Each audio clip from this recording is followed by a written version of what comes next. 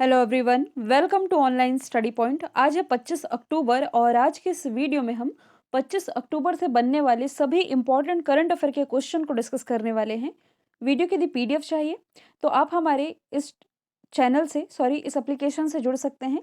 Link इसके description box में है। इसके अलावा मेरे ही द्वारा world geography plus Indian geography basic से कवर कराई जा रही है। वर्ल्ड जियोग्राफी लगभग कंप्लीट होने में आ गया है, पूरी मैपिंग हो चुकी है। इस कोर्स को भी आप परचेस कर सकते हैं। क्विक रिवीजन हम कर लेते हैं। देखिए, हाल ही में भारत सरकार की फंडिंग से बना जो जयनगर कुर्धा रेलवे लिंक है, ये सौंप दिया गया है अपने ही पड़ोसी नेपाल को। भारतीय अंतरिक्ष फिल्म महोत्सव का जो 52nd एडिशन है, गोवा में होना है। और खनन और इस्पात क्षेत्र में सहयोग के लिए भारत और रशिया के बीच में एमओयू पर हस्ताक्षर किए गए हैं। वैश्विक पेंशन सूचकांक में भारत को 40वां स्थान मिला है। और हाल ही में केंद्र सरकार ने कर्मचारी और पेंशन भोगियों के लिए जो महंगाई भत्ता था, ये 3% बढ़ा दिया है। अंतर्राष्ट्रीय हिम तेंदुआ यानी कि स्नो लेपर्ड डे ये 23 अक्टूबर को मनाया जाता है। इंडिया ग्रीन एनर्जी अवार्ड जीता है टीवीएस मोटर्स ने। स्टार इन माई स्काई किताब लिखी गई है दिव्या दत्ता के द्वारा। और ICC men's T20 world cup ये होना है यूएई और ओमान में। रियलमी के ब्रांड एम्बेसडर केएल राहुल बन गए हैं। तो चलिए स्टार्ट करते हैं आज का हमारा पहला क्वेश्चन। हाल ही में जारी रिपोर्ट के अनुसार अमेरिका में किस वर्ष तक प्लास्टिक, देखिए प्लास्टिक के बाद एक कॉमा आप लगा लेंगे तब इस क्वेश्चन को आप ज्यादा बेहतर तरीके से समझ पाएंगे। तो अमेरिका में किस वर्ष तक प्लास्टिक जो है ये कोयले की ग्रीन हाउस गैस उत्सर्जन को पार कर जाएगा। कहने का सिंपल सा मतलब है कि हाल ही में जो रिपोर्ट रिलीज की गई है, इसमें यह बताया गया है कि जिस प्रकार से अमेरिका में प्लास्टिक का उत्पादन या जिस हिसाब से प्लास्टिक का इस्तेमाल इस देश में किया जा रहा है, रिपोर्ट के अनुसार ये जो प्लास्टिक है ये आने वाले 2030 तक कोयले से चलने वाले बिजली संयंत्रों की तुलना में भी ये जलवायु को अधिक प्रभावित करेगी। इस रिपोर्ट में कहा गया है। मतलब कि आप ये सोच सकते हैं कि कोयले से चलने वाले जो बिजली संयंत्र हैं, ये जलवायु को जितना प्रभावित या प्रदूषित करते हैं, आप कह सकते हैं, इससे कहीं ज़्यादा मात्रा में अब ये प्लास्टिक प्रभावित करने वाले हैं अमेरिका को। हालाँकि अभी क्या चल रहा है देखिए, कोप 26 यानी कि कॉन्फ्रेंस ऑफ पार्टीज 26 का आयोजन कहाँ किया गया है? स्कॉटलैंड के ग्लासगो में।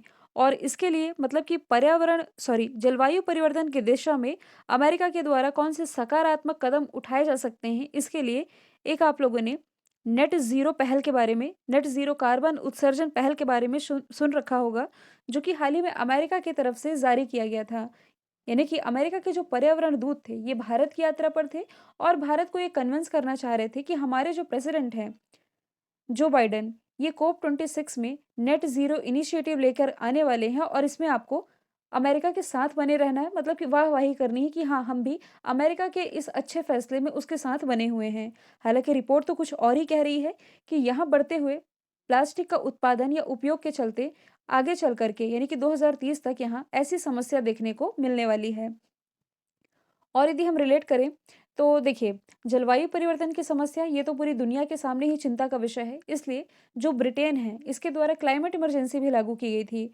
और क्लाइमेट इमरजेंसी लागू करने वाला ये दुनिया का पहला देश भी था।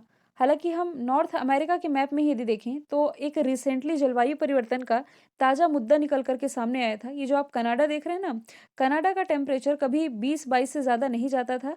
अभी जो यहाँ टेम्परेचर दर्ज किया गया था, ये दर्ज किया गया था 50 डिग्री सेल्सियस का। आप समझ सकते हैं कि जलवायु परिवर्तन का इस हद तक यहाँ प्रकोप देखने को मिल रहा है।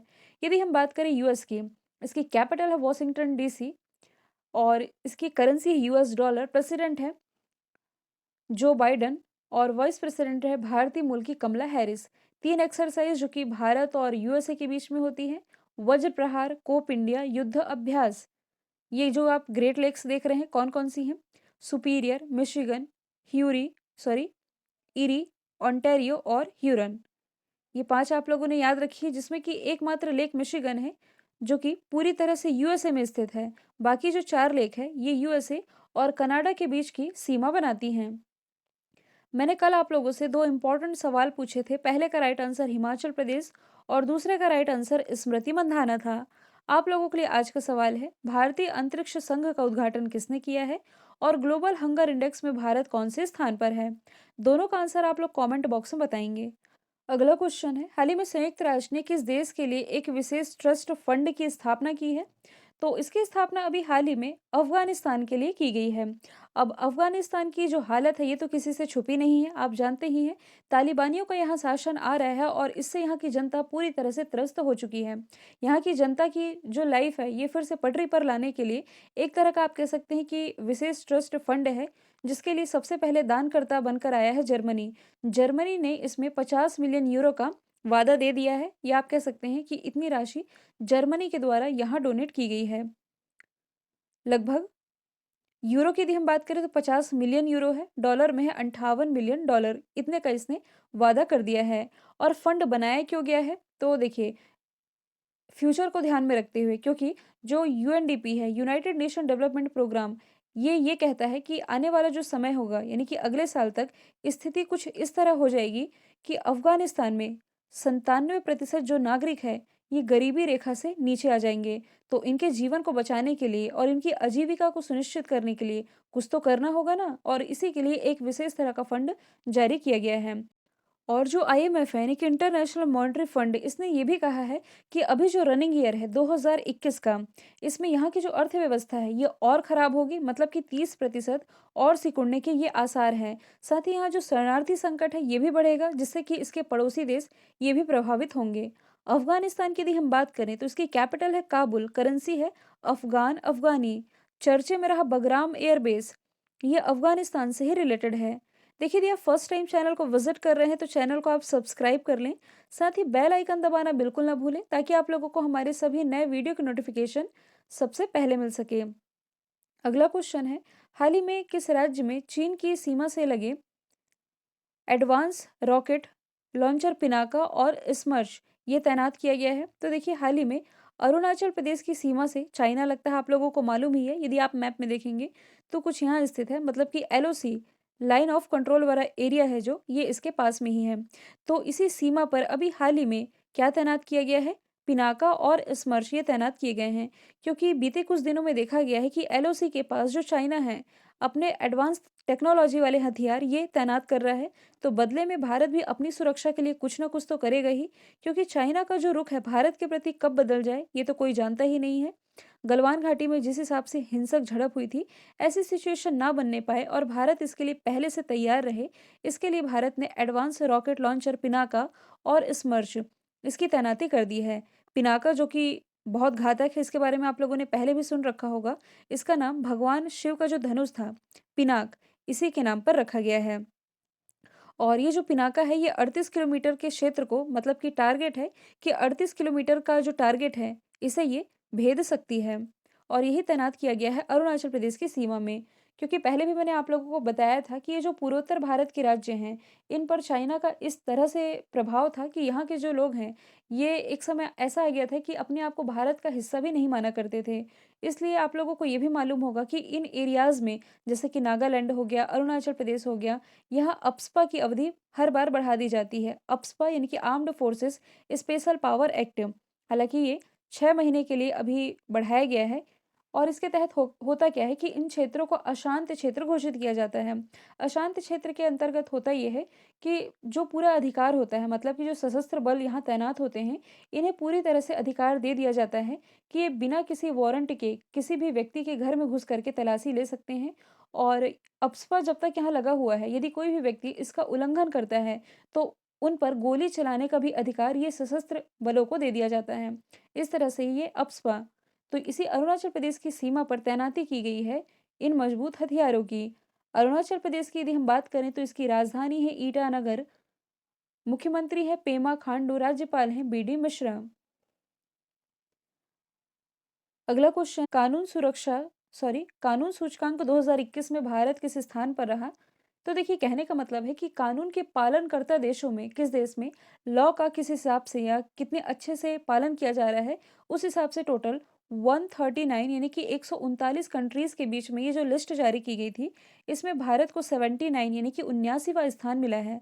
और इस 139 कंट्रीज में जो अपना पड़ोसी था पाकिस्तान, इसकी रैंकिंग रही थी 130वीं। ये रैंकिंग या ये रिपोर्ट किसने जारी की है? वर्ल्ड जस्टिस प्रोजेक्ट के द्वारा। तो भारत की रैंकिंग ये तो 79 है, कितने देशों में? 139 देशों में। इसमें से टॉप 3 देश रहे हैं डेनमार्क, नॉर्वे और फिनलैंड। हालाँकि ये जो कंट्रीज़ हैं टॉप 3, ये किसी न किसी मामले में और भी टॉप पर रही हैं। जैसे कि करप्शन इंडेक्स में डेनमार्क टॉप पर है, इंडिया की रैंकिंग 86 है। नॉर्वे ये किस मामले में टॉप पर है? तो वर्ल्ड प्रेस फ्रीडम इंडेक्स, इसमें नॉर्वे टॉप पर है। कई बार मैंने आप लोगों को बताया है कि प्रेस फ्रीडम इंडेक्स में इंडिया की क्या रैंकिंग है, आप लोग कमेंट बॉक्स में बता सकते हैं। अच्छा, फ़िनलैंड ये किस मामले में टॉप पर है? तो ग्लोबल हैप्पीनेस इंडेक्स में फ़िनलैंड टॉप पर है। इंडिया की रैंकिंग तो 139 है। चलिए, यहाँ मैंने ऑलरेडी आप लोगों के लिए लिख रखा है, आप पढ़ भी सकते हैं। मैंने क्या किया है, वर्ल्ड प्रेस फ्रीडम इंडेक्स, तो इंडिया 142वें स्थान पर, टॉप पर नॉर्वे है। आर्थिक स्वतंत्रता सूचकांक में इंडिया को 121वां स्थान मिला है और इसमें टॉप पर सिंगापुर है। हैप्पीनेस इंडेक्स में अभी मैंने बताया है, फिनलैंड टॉप पर है, भारत 139वें स्थान पर है। इंटेलेक्चुअल प्रॉपर्टी इंडेक्स में 40वें स्थान पर भारत है, टॉप पर यूएसए है। शांति सूचकांक में आइसलैंड टॉप पर है, भारत 135वें स्थान पर है। इनोवेशन इंडेक्स में स्विट्जरलैंड टॉप पर है, भारत 46वें स्थान पर है। हेनले पासपोर्ट इंडेक्स में जापान टॉप पर है, भारत को 90 स्थान मिला है। और अभी जो हंगर इंडेक्स रिलीज किया गया, इसमें भारत 101 स्थान पर पहुंच गया है। ठीक है। अगला क्वेश्चन है, 24 अक्टूबर को दुनिया भर में कौन सा दिवस मनाया गया? तो देखिए, फर्स्ट ऑप्शन तो आप एलिमिनेट कर ही सकते हैं, विश्व खाद्य दिवस, ये 16 अक्टूबर को मनाया जाता है। यहाँ हम बात कर रहे हैं 24 अक्टूबर की, तो 24 अक्टूबर को वर्ल्ड पोलियो डे और संयुक्त राष्ट्र दिवस, यानी कि दोनों ही दिवस मनाए गए हैं। और 24 अक्टूबर को यूनाइटेड नेशन डे इसलिए मनाया जाता है क्योंकि 24 अक्टूबर 1945 को ही इसकी स्थापना हुई थी। हेडक्वार्टर स्थित है न्यूयॉर्क में और इसके जो डायरेक्टर जनरल हैं, ये है एंटोनियो गुटेरेस। यूनाइटेड नेशन की टोटल 193 मेंबर कंट्री हैं और जो 193rd मेंबर कंट्री है इसकी, ये है दक्षिणी सूडान, यानी कि साउथ सूडान। यदि हम बात करें वर्ल्ड पोलियो डे की, तो ये 24 अक्टूबर को इसलिए मनाया जाता है क्योंकि पोलियो के टीके की जो खोज है जॉन सॉल के द्वारा की गई थी। इनका जन्मदिन भी 24 अक्टूबर को मनाया जाता है। इन्हीं की स्मृति में वर्ल्ड पोलियो डे मनाया जाता है। हर बार की थीम रहती है, इस बार की थीम थी वन डे, यानी कि एक दिन। अगला क्वेश्चन है, फैजाबाद जंक्शन का नाम बदल करके अयोध्या कैंट करने का फैसला किया गया है। सवाल ये है कि ये जो फैजाबाद जंक्शन है, किस राज्य में स्थित है? तो ये स्थित है उत्तर प्रदेश में, जो कि अब अयोध्या कैंट के नाम से जाना जाएगा। ये भी हाल ही में फैसला किया गया है उत्तर प्रदेश गवर्नमेंट के द्वारा। यदि हम बात करें इस फैजाबाद रेलवे स्टेशन की, तो 1874 में इसकी स्थापना की गई थी। ठीक है। हाल ही में यदि हम बात करें उत्तर प्रदेश के जो कुछ नाम बदले गए हैं जगहों के, जैसे कि झांसी रेलवे स्टेशन का नाम रानी लक्ष्मीबाई रेलवे स्टेशन किया गया है। अयोध्या में जो राम मंदिर जाने का मार्ग है, ये कल्याण सिंह के नाम पर जाना जाएगा। कल्याण सिंह जो कि यहाँ के पूर्व राज्यपाल रह चुके हैं। अयोध्या एयरपोर्ट, जो मर्यादा पुरुषोत्तम श्री राम एयरपोर्ट के नाम से जाना जाएगा। मुगल सराय रेलवे स्टेशन, ये पंडित दीनदयाल उपाध्याय के नाम पर रखा गया है। हाल ही में अलीगढ़ का परिवर्तित नाम हरिगढ़ है और हजरतगंज चौराहा अटल चौक के नाम से जाना जा रहा है। अगला क्वेश्चन है, किस टाइगर कंजर्वेशन फाउंडेशन ने नेटवेट्स ग्रुप द्वारा स्थापित अर्थ गार्जियन अवार्ड जीता है? तो हाल ही में जो अर्थ गार्जियन अवार्ड है, ये जीत लिया है परम्बिकुलम टाइगर कंजर्वेशन फाउंडेशन ने, जो कि कहाँ स्थित है? ये स्थित है केरल में। मतलब कि पहले तो मैं आप लोगों को इस अवार्ड के बारे में ही बता दूँ, तो ये अवार्ड है, ये किसी व्यक्ति को या किसी संस्थानों को दिया जाता है, जो कि किसके लिए प्रयास कर रहे हैं? जलवायु परिवर्तन को कम करने के लिए, या जो हमारी बायोडायवर्सिटी है, इसके संरक्षण के लिए जो अपना योगदान दे रहे हैं, उन व्यक्तियों को या उन संस्थानों को इस अवार्ड से सम्मानित किया जाता है। अर्थ गार्जियन अवार्ड से यही सम्मानित किया गया है परम्बिकुलम टाइगर रिजर्व को, जो कि केरल में स्थित है। केरल के पलक्कड़ जिले में 1973 में इसकी स्थापना की गई थी। तो अब यदि हम बात करें चर्चे में रहे कुछ टाइगर रिजर्व की, जो कि ऑप्शन में मैंने लिख रखा है। देखिए, जिम कॉर्बेट नेशनल पार्क के बारे में आप लोगों ने सुना होगा। यहीं से प्रोजेक्ट टाइगर की शुरुआत की गई थी। यहाँ से मैं आप लोगों को ये बताना चाहती हूँ कि हाल ही में जो जिम कॉर्बेट नेशनल पार्क है, इसका नाम बदल करके क्या कर दिया गया है? Ramganga national park. क्यों किया गया है? क्योंकि रामगंगा नदी इसी के बीचों बीच से होकर के गुजरती है। कहाँ स्थित है? उत्तराखंड में।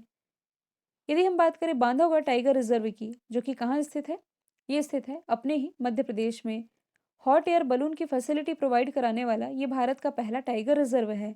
जबकि उत्तर प्रदेश का जो पीलीभीत टाइगर रिजर्व है, इसे भी हाल ही में टाइगरों की संख्या को 2 गुना करने के लिए T/2 अंतर्राष्ट्रीय पुरस्कार से सम्मानित किया गया था। अगला क्वेश्चन है, हाल ही में किस देश में पहली बार IVF टेक्नोलॉजी से भैंस ने बछड़े को जन्म दिया है। तो ये कारनामा अभी हाल ही में अपने ही देश भारत में देखने को मिला है।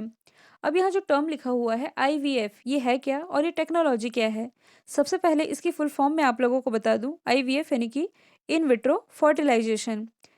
अब इसे समझने के लिए सिंपली आप वैसे भी रिलेट कर सकते हैं। आप लोगों ने टेस्ट ट्यूब बेबी के बारे में ज़रूर सुना होगा। कुछ इसी तरह का ये प्रोसेस है जो कि हाल ही में भैंसों में भी आजमाया गया है। चलिए एक इमेज के थ्रू मैं आप लोगों को समझा देती हूँ।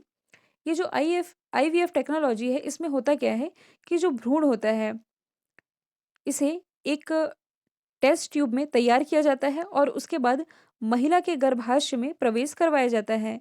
यानी कि भ्रूण को महिला के शरीर के बाहर ही तैयार कर लिया जाता है, इसलिए इसे कृत्रिम गर्भाधान भी कहते हैं। कुछ यही टेक्नोलॉजी अब भैंसों में भी आजमाई गई है और ये आजमाई गई है बन्नी नस्ल की भैंस पर। तो उद्देश्य यही है कि जो अच्छे नस्ल की भैंसें हैं, यानी कि ऐसी भैंसें जो कि आनुवांशिक तौर पर अच्छी मानी जाती हैं, जो कि ज़्यादा दूध का उत्पादन कर सकती हैं, इन भैंसों की संख्या को बढ़ावा देने के लिए ये कारनामा किया गया अभी हाल ही में भारत में। भारत में भी कहाँ? गुजरात में, जहाँ आईवीएफ टेक्नोलॉजी से भैंस ने बछड़े को जन्म दे दिया है। अगला क्वेश्चन है, हाल ही में भारतीय भारोत्तोलन महासंघ के अध्यक्ष कौन बने हैं? यानी कि इंडियन वेट लिफ्टिंग फेडरेशन के। तो हाल ही में जो सहदेव यादव हैं, ये बन गए हैं वेट लिफ्टिंग फेडरेशन के अध्यक्ष। और ये जो महासंघ है, इसका मुख्यालय नई दिल्ली में है। तो सहदेव यादव की नियुक्ति तो अध्यक्ष के रूप में की गई है। इसके अलावा आनंद गौड़े ये बने हैं महासचिव। कोषाध्यक्ष बने हैं नरेश शर्मा। वेट लिफ्टिंग की हम बात कर ही रहे हैं, तो एक खिलाड़ी का नाम आप लोगों को ज़रूर याद होना चाहिए, मीराबाई चानू का।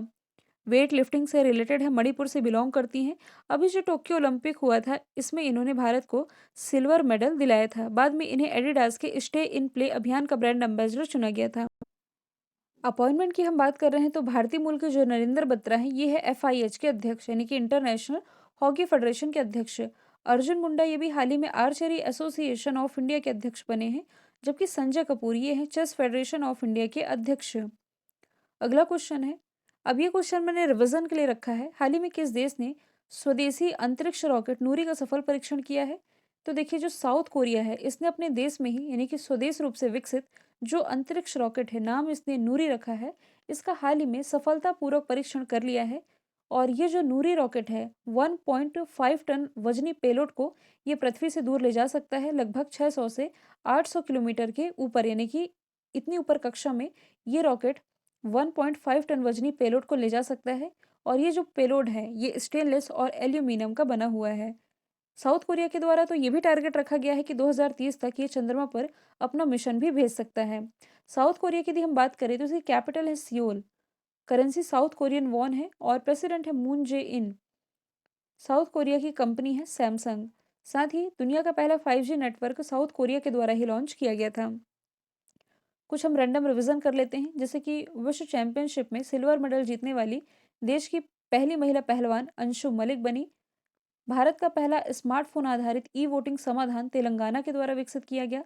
हेनले पासपोर्ट इंडेक्स में जापान टॉप पर है और एक ही सेशन में सबसे ज्यादा विकेट यानी कि 29 विकेट लेने वाले पहले भारतीय खिलाड़ी हर्षल पटेल बने हैं। और हर्षल पटेल को पर्पल कैप भी मिला था अभी के आईपीएल में। बथकुमा फेस्टिवल तेलंगाना में मनाया जाता है। मैंने कल आप लोगों से जो सवाल पूछा था, इसका राइट आंसर जर्मनी था। आप लोगों के लिए आज का सवाल है, किस देश ने क्षुद्र ग्रह पर एक जांच भेजने की योजना ये बनाई है? तो इसका जो भी आंसर है, कमेंट बॉक्स में आप लोग बताएंगे। वीडियो यदि पसंद आया है तो लाइक कीजिए, शेयर कीजिए, चैनल को सब्सक्राइब करना बिल्कुल ना भूलें। आज के लिए इतना ही। Thank you so much.